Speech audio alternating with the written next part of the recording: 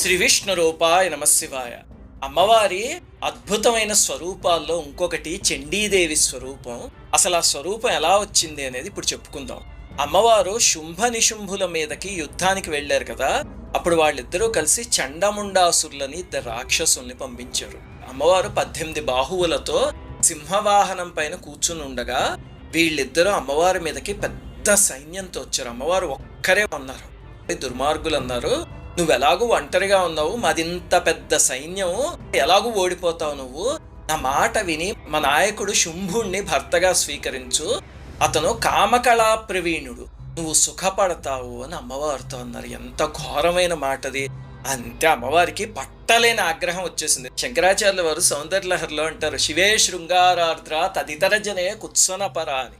అంటే శివుడు కాకుండా ఇంక ఎవరైనా అంటే అమ్మవారు అసలు ఆలోచననే భరించలేరా. అంతే